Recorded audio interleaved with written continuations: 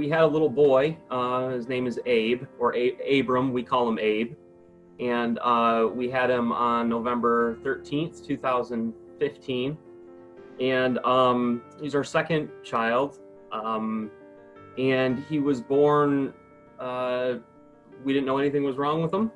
And he was born at a regular hospital. Everything was going fine.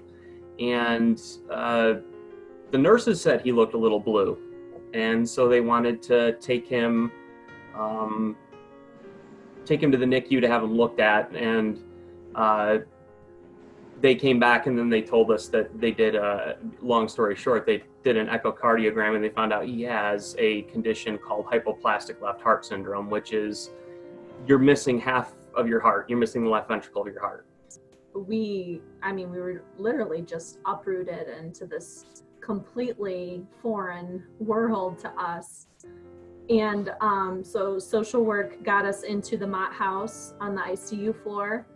And then they were working on getting us into the Ronald McDonald House because we did have Sam, the older brother, and we're about an hour and a half away from Ann Arbor. So knowing we were going to need to be there for a really long time, we needed to have a way for Sam to be with us. And I can just remember like when they finally called us and told us that they had a room, that was like such a big moment in that like beginning journey, just to know that we had a place where we could all be. That time there is marked very differently for us, but Sam, he just thinks the world of it. And it was just such a positive thing for him, which I think was really huge during that time. And I think he thought there was like a bunch of French fries and cheeseburgers there waiting for him. And yeah, so it was just, you'd say the McDonald's house. I want to go to the McDonald's house. Yeah, I would stay at the hospital. I would stay at the Ronald McDonald House during the week. And then Chris and Sam would come up during the weekend so that Chris could go home and work during the weeks. And those walks home at night were really hard. Those were some of the hardest times. And then saying goodbye, on Sunday evening to them. But, it, when you are there for a while, you start to meet other people that are on the same floor as you. And there were other moms I had walked back with, and that, that would make that walk a little bit easier at night. And there were always times where when you're there for so long, you kind of start to feel forgotten. But I can remember, specific times where there were special treats brought into the house, or somebody had donated something, or, there was something left hanging on the door. Like, I'll never forget those mornings. And I was like, oh, somebody remembers I'm here, Those are really important to me. I can remember every morning there was like a consistent lady that was usually cleaning the kitchen. And, I don't know if I ever caught her name. It's so difficult. But she was always there, and she'd always say good morning. And then I'll never forget like the very first meal we had there once we got a room.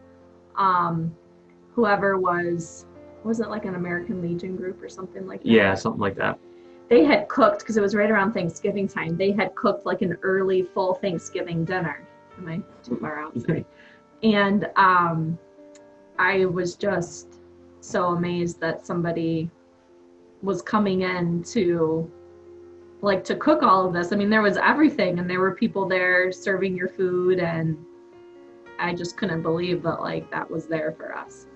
I remember when we first got there and we got our key to our room and everything like that, the woman who brought us in was just so welcoming and caring, and just wanted to make sure that you knew she was there, whatever you needed, in order to be taken care of. Mm-hmm. The volunteers, even though it's really hard to relate to the volunteers, because you're going through this thing that they don't necessarily understand, which is fine, but they're so genuine in their time that they give and their want to be there for you. These people they came from all over the place, from all different walks of life and different organizations from all over Michigan.